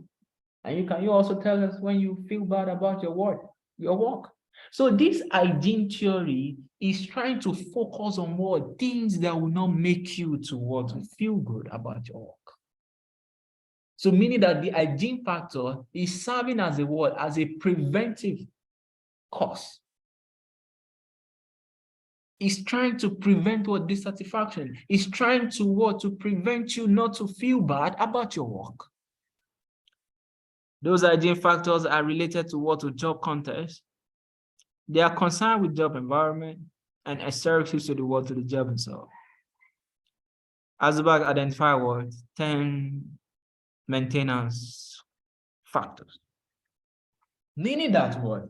These are what? These are factors in which manager need to what? Put attention on, which they need to what? To make sure that what? Which manager need to make sure that these things are working. these things are in present.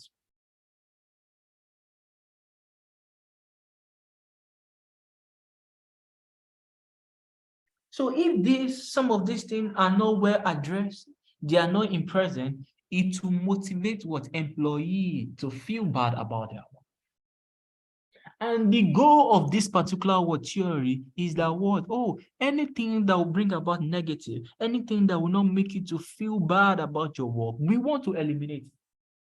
So these are things, these are the 10 things that is what? That is identified that, oh, if they are not well addressed, it will make employee to feel bad about their work. One of them is salary.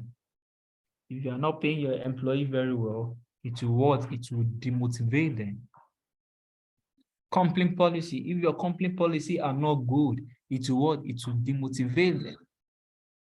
If the supervision is too rigid, it will demotivate them. The interpersonal relationship. If you are not employing people of the same mindset, of right mindset,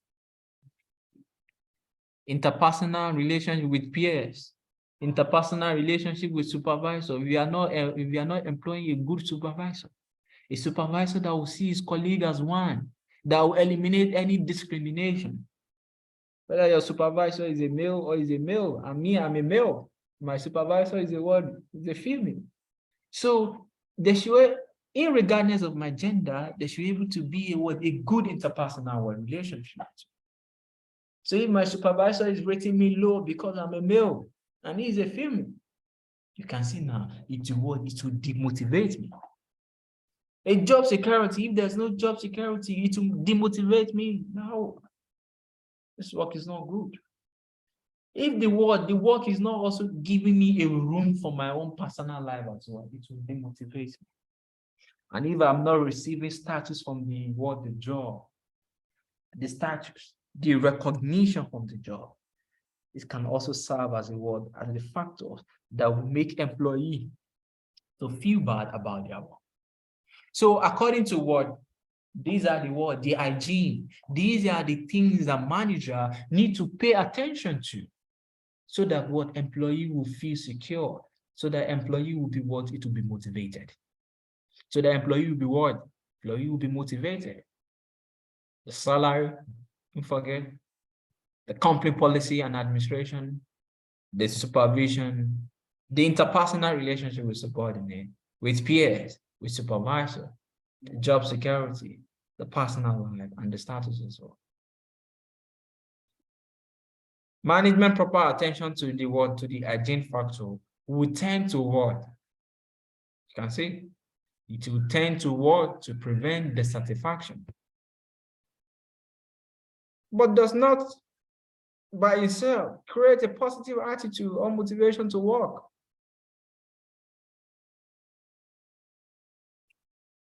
It brings motivation to to zero level.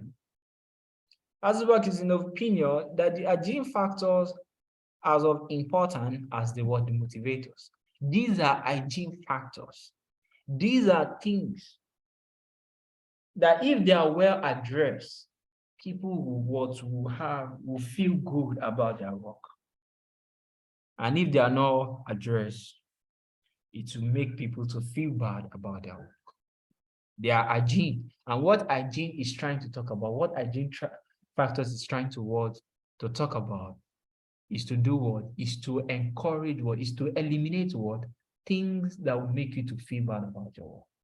What hygiene factors is trying to focus on is to eliminate things that will make you to feel bad about your work. You can see the management proper attention to hygiene factors will tend to prevent dissatisfaction. The other set of factors is described as the motivators or the certifier, and they are related to the job content of the work itself. They are called the heuristic factors of motivation. The factors that encourage growth and development of people at the workplace. We call it the two factors The two factors theory. In the two factors theory, don't forget, we have the hygiene theory And we also have the what? The motivators. In the hygiene, in the two factors theory, we call it two factors theory, meaning that there are two things involved. There are two what? There are two things involved. There's the hygiene and there's the motivator. Please don't forget, it's a very interesting chapter. This theory, we have two factors. We call it two factors theory, right? There's a what? There's a motivators and there's a what? There's the hygiene factors. There's motivators factors and there's what? You can see motivational factors. And we also have what? Hygiene factors. The first one that we talk about are what? Hygiene what? Factors. They are the maintenance factors. What are the hygiene factors? The salary, the company policy, supervision, interpersonal relationship with peers, supervisor, the subordinate, your personal life, the status, the job security. They are the hygiene factors. What about the motivator now? The achievement, the recognition that, oh, that is Mr. Jane, that is Mr. Wall, Chukwumeze. The recognition, the responsibility, the nature of work himself, the personal growth, the advancement that you are giving to people. These are what? These are things that will motivate what people. Don't forget, try as much as possible. There's a difference between what hygiene factors and motivational factors. Hygiene factors are factors that we are trying to address so that you will not feel dissatisfied, so that you will not feel bad about your work. It's not as if that it will motivate you, but it will not make you to feel bad. It will not dissatisfy you. That is what we call hygiene factors.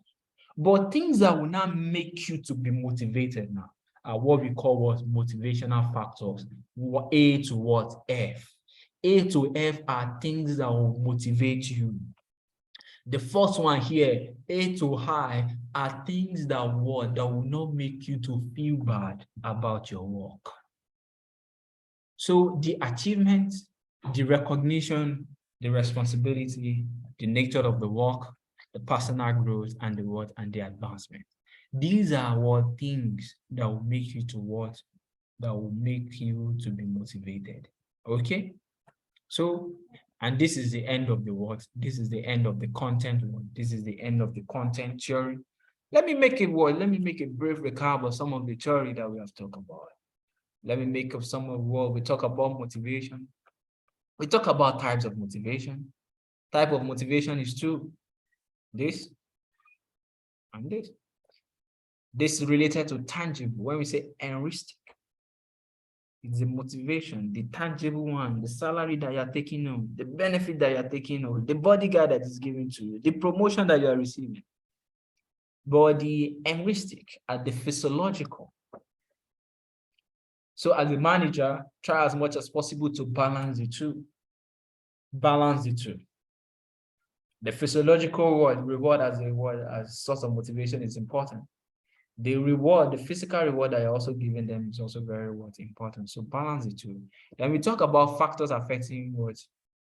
Motivation, the certified true achievement, the growth and advancement, the job security, the interpersonal relation, the working the company policy, the working condition, the status, and the salary. Now we talk about motivation theory. We are seeing the number one. You say motivation theory can be grouped into what? Into three. The content, that is what we talk about. We'll go on to the process, and we end it up with the reinforcement. So the content theory is trying to look at, okay, what causes individual to act in a certain way. And we have we have 5 theory under this content theory. We have the Maslow, we have the ERG, the theory X, number 3, theory X, theory Y, number 4, and the 2 factors as number 5. The Maslow theory, this is the theory, the need theory, from basic, the physiological need, the safety need, the social, the esteem, and the self-actualization. Now we talk about the words. We talk about the ERG. E means what?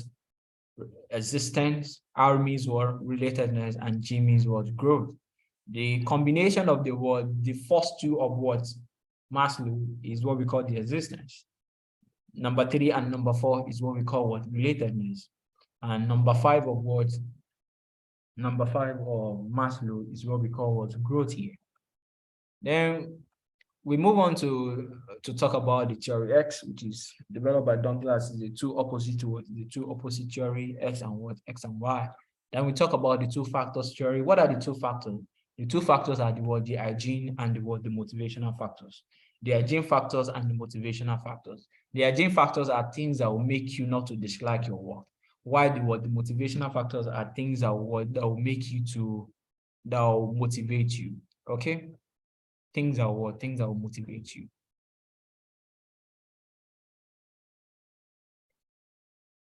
So the next word, the next theory that we are going to be talking about, and welcome back from the break, is we are going to be talking about what? We are going to be talking about the process word, the process theory. And under the process theory is just, there are two theory under it, which is by Victor Varum, expectancy theory, and equity theory by Frederick, or is it not Erin? Equity by, okay, sorry, Adams. So we really have what two theory in the process theory, Victor Varum expectancy theory and equity theory by what? By Adams. So what is the goal of the process theory? The process theory focus on the goal or the process by which employee are motivated. In terms of what are we being motivated for? So what is the goal? What are you trying to achieve? What is the picture? What is the bigger picture that you're trying to motivate us? So that is what the process theory is trying to talk about. The process theory focuses on the goal or the process by which the employee are motivated. The goal or the process by which employee are motivated. The major process are the major theory, sorry, the expectancy theory and the equity theory. So let's take them one after the other. Expectancy theory suggests that individuals are rational, aware of their goal, and are influenced by the expected outcome, which is the result.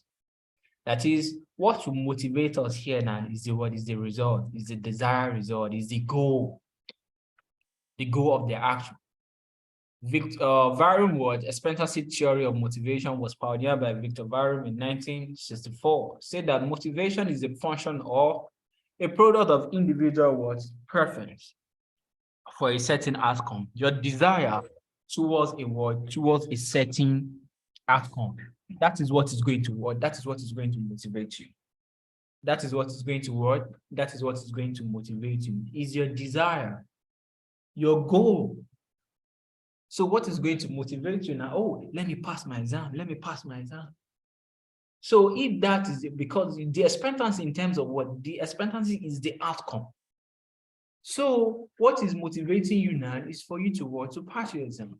So motivation now is a function or a product of individual preference, your desire for a certain for a certain outcome. So motivation is is this. Motivation is what?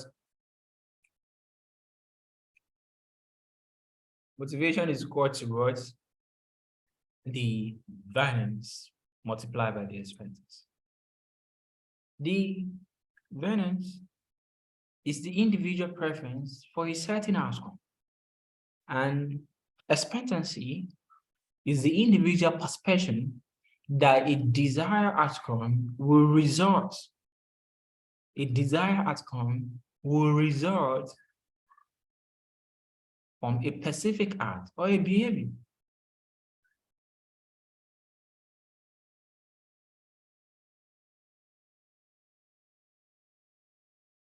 Here is the outcome. The outcome is that, oh, I want to pass my exam. The expectancy is now your desire about the outcome. Oh, everybody wants to pass exam. That is the Venice. But the expectancy now is not the desire. How? the desire about the outcome. From a specific art, a desire about the outcome. Oh, the outcome now is, oh, you want to pass. That is the Venice here. The expectancy now is that, oh, what are the certain action? What are the certain behavior that you need to take so that you're able to pass the exam?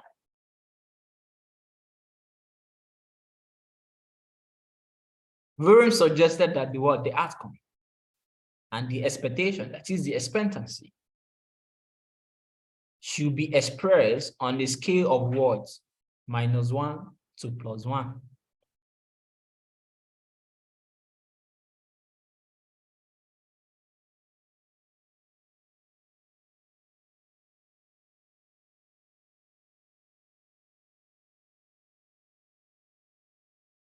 So like if someone is in what? In +1, you see the.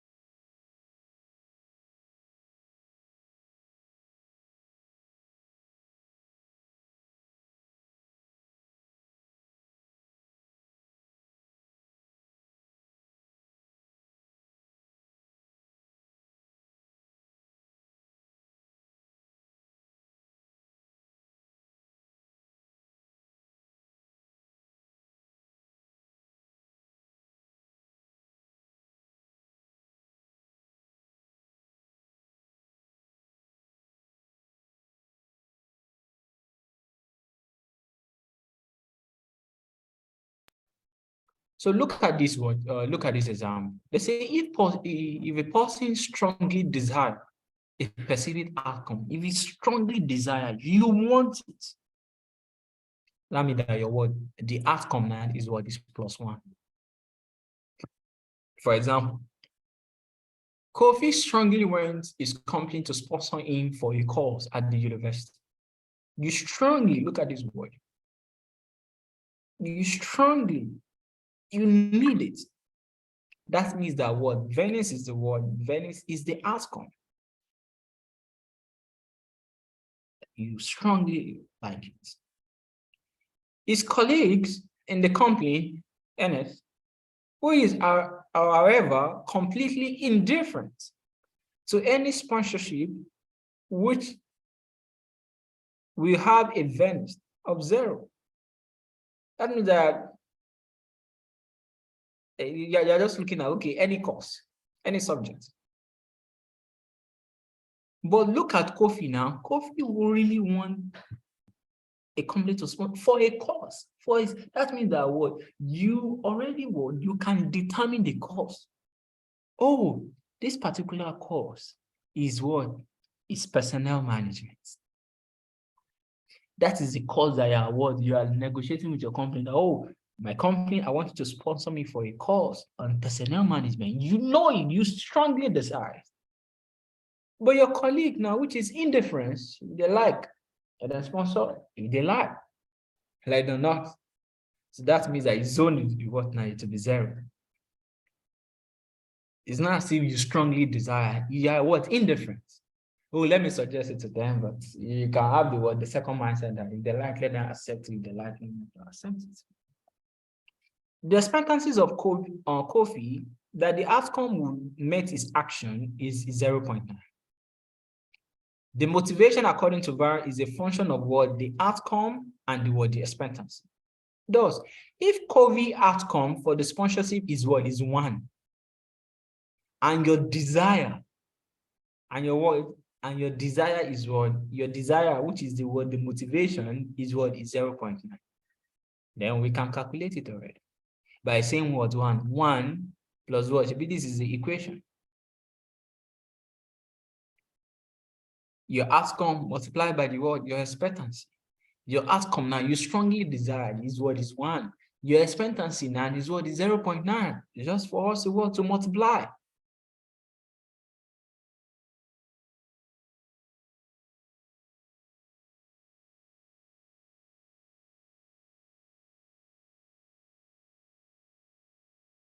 Let's say what? The second one, if the expectancy, if the expectancy is same for both, that is this. The motivation for earners by sponsorship the university is what? You know, for the second guy, which is colleague, if his own expectancy is what? Is 0.9, which is both of them, but is indifferent. Is what? Is indifferent, then, and we said that word, look at it. We already pointed it out already. That it will be 0. So it will just be 0 multiplied, which is going to be what? 0. So meaning that word now, the outcome is really very, very important. It's really very, very important. You can see someone that is having 0 as your word, as your outcome, and your expectancy is what? 0.9. If you say 0 now multiplied by what? 0.9, you have 0. But someone that you strongly desire. So meaning that the word, the driving force now is the word, is the outcome, is the word, oh, I want to pass the result. I want to pass my exam. Expectancy theory show that what? A motivational force differ from one individual to another and emphasize that individual perception as can important factors in what? In the motivation. If you did not like that particular thing, you will not be motivated. If you did not desire it, it won't work. So, what is your belief about the outcome? What is your belief about the word, about the outcome is very, very what? It's very, very important. What is your belief about the outcome is very, very what? It's very, very important. So individual will be highly motivated if they are also what? If you believe in the outcome. You have a strong what? Inspection about the outcome.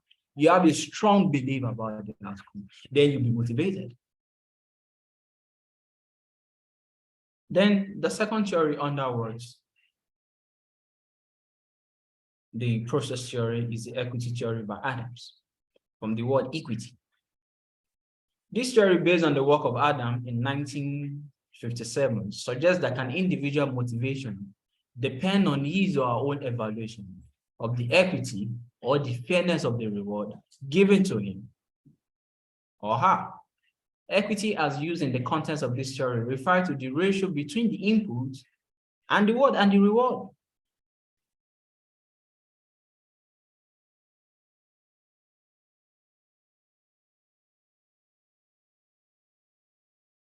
Look at this. The equity here, as used in this context of this theory,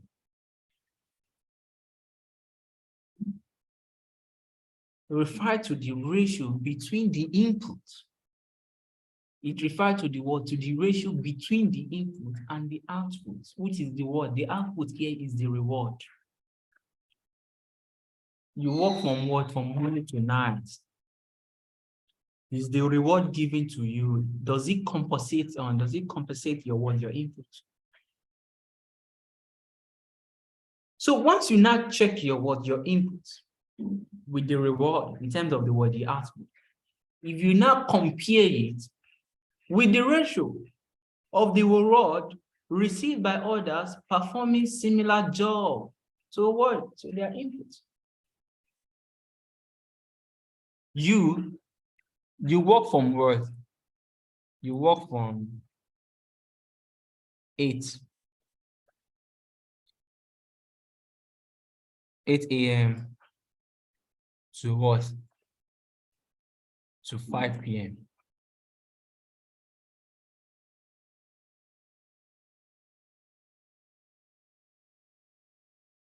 And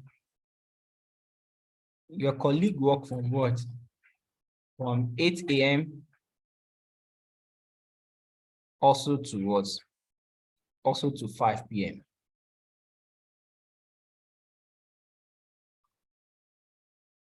and you receive what? 100. And let's say you receive 1,000. This second individual received what? 1,005.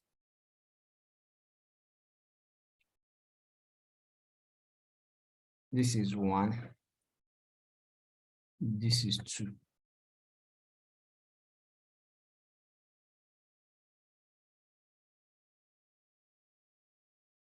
Now, based on this now that you're looking at, would this number 1 be motivated? 2 of you work on the same hour, the same input. You have 1,000. The other person is having what? 1,500. So Adam is not saying that what?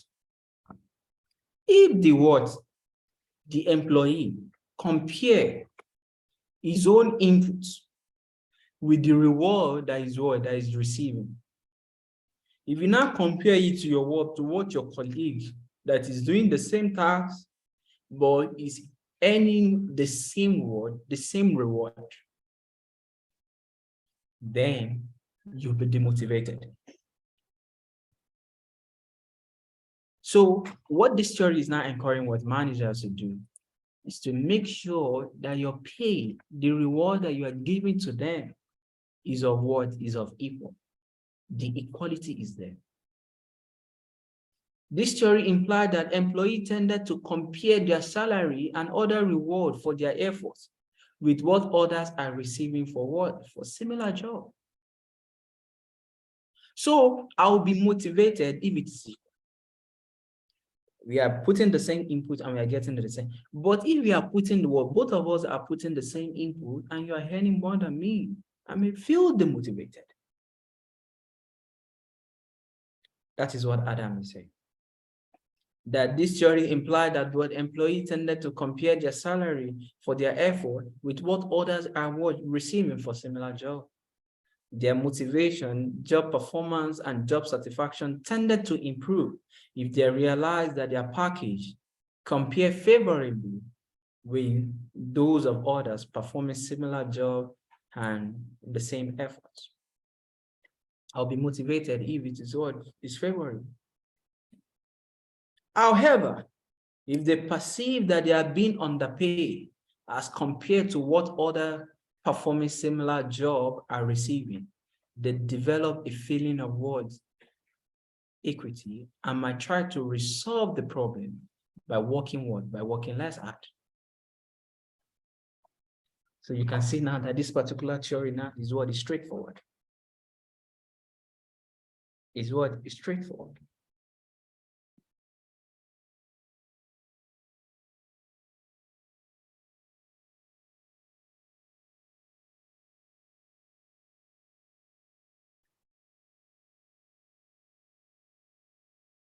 That is what equity theory is saying.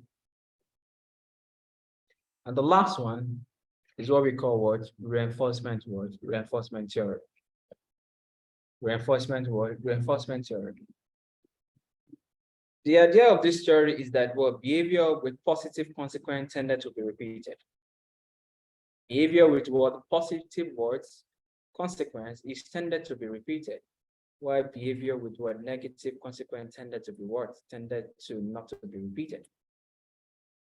The key features of the words of this theory, as pioneered by Skinny in 1984, is this. Employees are motivated by proper design of their work environment and praise for good performance.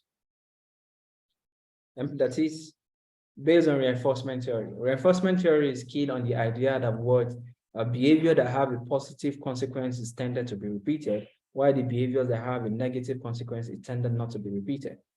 Employees are motivated. So employees will be motivated in this way if there's a proper design of their work environment and a praise for a good word, for a good work. Employees should not be punished for poor performance, as this leads to negative results. If there's a poor performance, look for another way of what motivating, talk to them, encourage them that they can still do better rather than punishment. Managers should regularly analyze work environment and remove factors that impede work ineffective. So as a manager now, you should continue to analyze your working environment. Anything that will cause your employee not to work hard, that will affect their performance, try as much as possible to eliminate that for them. Managers should regularly analyze their working environment, analyze your working environment, make sure that you are providing your employee a good working condition, and try as much as possible to remove anything that will cause that. Provide regular feedback to employee and reward a good performance. That's why conduct a performance appraiser as much as you can. Provide them a feedback on area that they're doing well, keep it up, and area that you want them to do well as well. At least a feedback will comprise that. So area that you want them to improve on, communicate that to them and reward them for good performance. So these are the key ideas of these are the futures. These are the futures of this reinforcement theory. These are the futures of reinforcement theory. Employees are motivated for proper design of their work environment and praised for good work. Employees should not be punished for poor performance, and this have a negative result. Managers should try as much as possible to analyze their work environment and remove any factors that impede effective performance.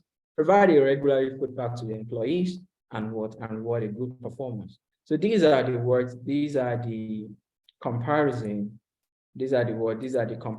of some of these words, of some of these theories that we have looked at.